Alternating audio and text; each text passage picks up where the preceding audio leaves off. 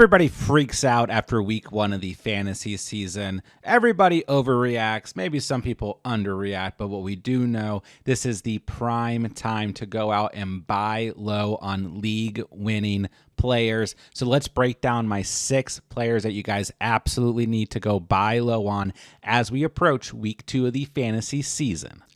All right, and we're kicking the video off with A.J. Brown of the Philadelphia Eagles, and I honestly feel like A.J. Brown is the most hated player in fantasy football right now, so bring on the comments down below. But what you guys can't deny is that A.J. Brown was a second-round talent in draft season for a reason, and you're not going to walk into a lot of opportunities to trade for an early second-round player in week 2 of the fantasy season that often. Now, maybe your concern here is that A.J. Brown is hurt, right? Dealing with the hamstring injury, still lingering or whatever.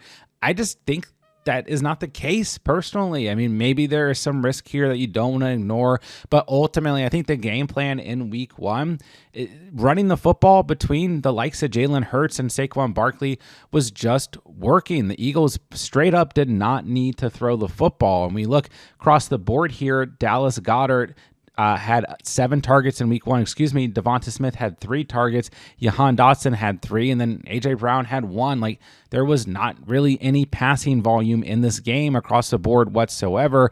Just 23 passing attempts from Jalen Hurts. I don't think it's going to stay like that every single week. And what we do know about the Chiefs defense is that this secondary did not look good in week 1 whatsoever. They gave up the most fantasy points to the wide receiver position between Ladd McConkey, Quinn Johnson, and Keenan Allen. And the Eagles lit up this secondary in the Super Bowl, which was not that long ago. A.J. Brown could come out and have a monster game in week 2. This matchup is just way too good to ignore. And what I think could happen is he could have this big game and then you won't be able to trade for him anymore. People will not be selling him after that because now they're going to want to hold out and see what happens. And sure, A.J. Brown may be sporadic, have some up and down moments throughout the season, but he is still going to be a very good fantasy wide receiver this year. I absolutely believe it. I'm not panicked on A.J. Brown whatsoever, but you want to trade for him before week 2 kicks off because right now you're looking at a 1.8 stat line from week 1, 1 target, 1 catch, and these murmurs of him still being injured and whatnot. I don't think anyone has any real credibility to that. This is a great matchup. He could absolutely pop off, and Dallas Goedert just popped up on the injury report with a knee injury, so there is a strong likelihood that A.J. Brown is going to be absolutely necessary in this week 2 matchup. So go out, trade for A.J. Brown. I think he is a prime buy low candidate as we approach the weekend. And although it's risky, I'm going to head straight to Underdog and take the over on A.J. Brown's total receptions here in week 2. I still believe in A.J. Brown. I love this matchup for him in week 2. And once again, with Dallas Goedert popping up on the injury report, I think A.J. Brown's going to be heavily utilized in this week 2 matchup. Head straight to Underdog, take the over on A.J. Brown's total receptions, and all new users who sign up on Underdog using promo code THECATCH are going to get a free NFL pick'em to use towards week 2's action. Take that free pick'em, take A.J. Brown's over on receptions, and then both of those lines hit, you'll automatically double your cash entry. And Underdog also has a new exclusive offer to all users who sign up using promo code THECATCH. That link is down below. Once you play through $5 on Underdog, you're going to receive $50 in bonus funds to use towards week 2's action. And on top of that, you're going to receive a 50% deposit match up to $1,000 on Underdog when you sign up using promo code THECATCH. That link is down below. Next up, we have T. Higgins of the Cincinnati Bengals, another superstar, early round drafted wide receiver who laid an egg in week 1, just 6.3 fantasy points. And I know Jamar Chase, less fantasy points at 4.6, but let's be real, you're not going to be able to buy low on Jamar Chase, but T. Higgins is one of these players. He kind of gets thrown around as like, oh, he's already risky. He's like boom or bust on a weekly basis, just a flex guy, might get injured, whatever. You hear all these things, but don't forget this is a player that averaged over 18 fantasy points per game last year, and ultimately, all of the Bengals played poorly in week 1 outside of Chase Brown, who, he scored the early touchdown, but even then, he didn't do a ton in this game. The Browns defense just like has it out for the Bengals in week 1 of the season. And, maybe we don't underestimate that Browns defense, but, the Jags defense, surprisingly good, but they're playing Bryce Young and the Panthers in week 1. And, on paper right now, this is not a great matchup, but I'm still not afraid of this matchup. And I could see the Bengals coming out at home, their first home game of the year, having a much better performance in week 2. And T. Higgins putting together a good stat line. And then once again, making it much more difficult to trade for T. Higgins. Week 3, good matchup for Higgins against the Vikings. Week 4, tough against the Broncos, but I'm going to expect Pat Surtain to be on Jamar Chase, so actually maybe an okay day for T. Higgins. Then he gets the Lions, good matchup. Green Bay could be a little tough, but then he gets the Steelers, the Jets, and the Bears. So it's a good strength of schedule for the most part coming up here for the Bengals. And I think we're going to see plenty of production out of T. Higgins. And once again, how many times this early in the season do you really get to go out and potentially trade for a league-winning player like T. Higgins because they had a poor week 1 stat line? I mean, actually, we see it more often than you may think, but T. Higgins is a very talented player, a player who, if you get him on your roster, you're going to feel good no matter what, especially at this point in the season. He's going to become a potential flex play for you guys. Go out, trade aggressively for T. Higgins. He's still going to have a great fantasy season. Next up, I want to talk about Ricky Pearsall of the San Francisco 49ers. And let's hand it to Ricky Pearsall. A pretty good week 1, 14.8 fantasy points, 7 targets, 4 catches, 108 receiving yards. He's top 20 wide receiver in fantasy right now. Nothing bad here. But I think that, the idea of going out and buying low, quote unquote, on Ricky Pearsall right now has less to do with Ricky Pearsall and more to do with the fact that Brock Purdy is set to probably miss a couple weeks dealing with both a toe and shoulder injury. And people are now going to look at this Niners situation and think about Mac Jones and think like, I got to stay away. Like I'm not as high on Ricky Pearsall. Who knows what's going to happen with this offense? Everybody's injured. It's like a ticking time bomb until C-Mac gets injured. But right now, Pearsall and C-Mac are the only healthy players, it seems like, on the entire roster. And I mean, that's not far off. But hey, Mac Jones was able to support Brian Thomas Jr. last year and as being a top 10 fantasy wide receiver. Like,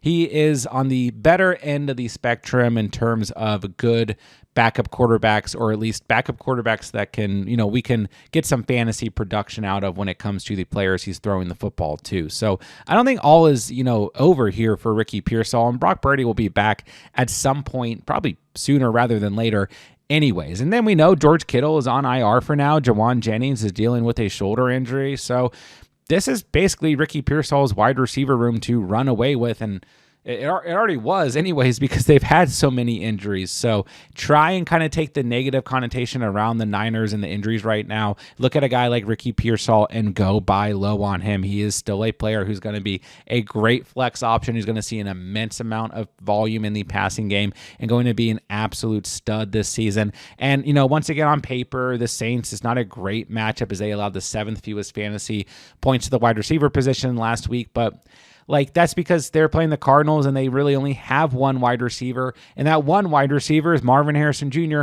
who had a great week 1, 6 targets, 5 catches, 71 receiving yards, a touchdown, 18.1 fantasy points. It's just a weird game script where, Kyler Murray only completed 21 total passes, 163 passing yards. Like, there wasn't a lot of fantasy points to give up. So I wouldn't read too much into this ranking. And ultimately, Marvin Harrison Jr. Almost had another huge catch that could have absolutely shattered this ranking for the Saints. So Ricky Pearsall's in a great position here in week 2. And really, regardless of the quarterback position, I think he's going to be completely fine this season. So go out, buy low on him, try and take advantage of the injury to Brock Purdy and kind of the overall scare when it comes to the Niners wide receiver room and the amount of injuries on this team. Moving along to some running backs. Let's start with Kyren Williams of the LA Rams, who didn't necessarily have a bad day in week 1, 13.9 fantasy points, 66 rushing yards, a touchdown, 2 targets, and a catch, but ultimately walked away with just 13.9 fantasy points. And one thing I will say that was kind of interesting to point out, we saw Kyren Williams on the field for 82% of snaps, Blake Corum on the field for the rest of snaps. So, I mean, Blake Corum had 1 rushing attempt and 1 target. Like, I don't really think it's going to be a factor, but maybe you could try and use that as part of your persuadement in terms of trading for Kyren. But the big thing here is, like, you take away the touchdown from Kyren, he didn't really do a whole lot in week 1, 3.6 yards per carry, and that's kind of the knock on Kyren Williams, is like he's a goal line red zone player. If he doesn't score a touchdown, like, what are we really looking at? But in Kyren Williams' defense, he scores a lot of touchdowns and he gets an immense amount of volume at the end of the day in this offense. And I still don't think the snap percentage here is really, scaring me personally as somebody interested in trading for Kyren Williams. But here in week 2, he gets a great matchup against the Tennessee Titans, who allowed the 3rd most fantasy points to opposing running backs in week 1. And I don't want to underestimate this Titans defense or their front 7. The defensive play calling was really good in week 1, and they were able to get after the quarterback and cause some issues for Bo Nix. But once again, they were weak against the running back position. And ultimately, we look at the running back position for the Broncos in week 1. Dobbins had 14.8 fantasy points, scored a late touchdown, but just 63 yards on the ground and 2 catches. RJ Harvey, 1 catch and 70 yards on the ground, 7.9 fantasy points.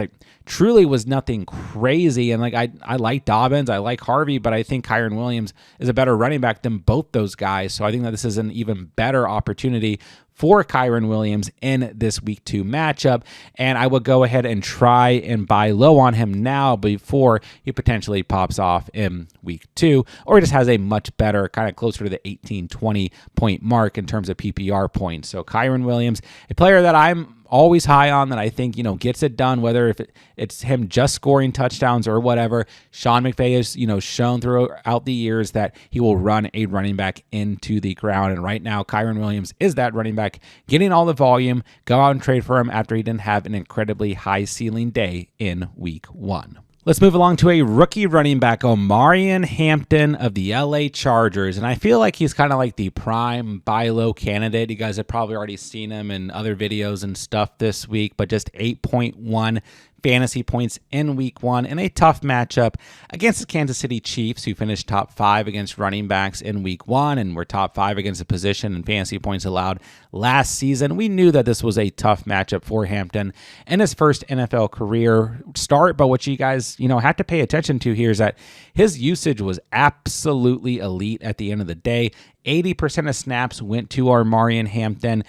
We saw 18% of snaps go to Najee Harris. He had 1 rushing attempt and 1 target, 1 catch. And, I still think as the season goes on, we'll see more involvement out of Najee Harris. He's been, overcoming the eye injury and all that stuff. But ultimately, Hampton is in a great spot. This is the running back to own in this Chargers offense. And don't get me wrong, this Chargers offense also, we could see a lot more volume in the passing game this year if week 1 was any indication. But I think they really played to the strengths and weaknesses of Kansas City's defense in week 1. And we'll see a lot more game scripts in the upcoming weeks that do favor Omarion Hampton. Now, the Raiders came in top 10 against running backs in week 1, but ultimately, I still think this is a good enough matchup for Hampton. Week 3 is tough as he faces the Broncos, but then he's going to get the Giants, the Commanders, the Dolphins, the Colts, the Vikings, Titans, the Steelers, the Jaguars. We have some softer matchups, to say the least, mixed in there. And once again, I still think as good as Justin Herbert looked in week 1 and the passing game looked for the Chargers, this is still an offensive system under Jim Harbaugh where they want to run the football, establish the run first and foremost. There's still a lot in the tank for Omarion Hampton this season. So it may depend on the owner. I think a lot of people do understand, it was his first NFL start, game script, matchup, all that stuff. But there are people out there panicking on Omarion Hampton who didn't watch the game or don't understand, right? Go out, target Hampton if you can in your leagues. This is still a player who could be a true league winner at the running back position. We're going to cap the video off with one final rookie running back. That is Treveyon Henderson of the New England Patriots, who finished week 1 with 11.1 fantasy points, which doesn't feel great. Maybe you guys started him. He still got you double-digit fantasy points, so he didn't kill you or anything. But what you really got to pay attention to if you guys missed this game is that Omarion Hampton was only on the field for 35% of snaps. Ramondre Stevenson was on the field for 65% of snaps, but Stevenson walked away with 4.7 fantasy points. That's it. 2.14 yards per carry for Stevenson, 15 yards on the ground, 2 catches for 12 receiving yards. Treveyon Henderson had 5.4 yards per carry, 5 rushing attempts. That was it, 27 rushing yards. But most importantly, 6 targets, 6 catches, 24 receiving yards. He will get that involvement in the passing game, which means right now, even if Stevenson still sees this amount of snaps, Henderson is going to have PPR value just because he can catch the football. But ultimately, as time goes on, the Patriots are going to realize, looking at the efficiency here, that Treveyon Henderson is the guy here. And we all knew if we drafted Henderson that it is his backfield to, no pun intended, run away with. Like, we knew it may take a little bit of time, but he is easily going to be able to win the RB1 spot for the Patriots. And here in week 2, he gets the Miami Dolphins defense that just got absolutely shredded by everybody on the Colts. Now, they came in 13th against running backs in week 1, but that's because the Colts didn't need to do anything in this game, and Danny Dimes was lighting it up through the air. Like, Jonathan Taylor barely even had to play in this game, right? So ultimately, this is still a great spot. And then he's going to get the Steelers in week 3, who just got shredded by Breece Hall and Justin Fields. Then the Panthers in week 4, he just got absolutely shredded by Travis Etienne. Then the Bills, who just got shredded by Lamar Jackson and Derrick Henry, before facing the Saints, who just got shredded by James Conner. And then he gets the Titans. Like, it's a really, really strong schedule. They just got shredded by J.K. Dobbins and R.J. Harvey, like we talked about. So Henderson, this buy low window is very, very small. Go out and aggressively trade for Treveyon Henderson right now. Not only could this guy be a league winner, but he could win you matchups over the next couple weeks as well. This is a player that I think you guys should absolutely move quickly on and trade for before week 2 is here. And there you guys have it, 6 players that you absolutely need to buy low on and go out and trade for before Sunday's action is here. If you guys are new to the channel, this is all we do here all year long, free fantasy football content. Redraft Dynasty and Best Ball does me a huge favor if you guys hit that subscribe button on the way out. And while you're down there, drop me any fantasy football questions whatsoever, whatever you guys need. I will answer every single comment on this video. And when the videos do pop up for our week 2 playlist and everything, make sure you guys go check out some of those videos to help you guys absolutely dominate the rest of the fantasy week. And with that, I'll say thank you guys so much for watching and or listening. And remember, you saw it here on The Catch.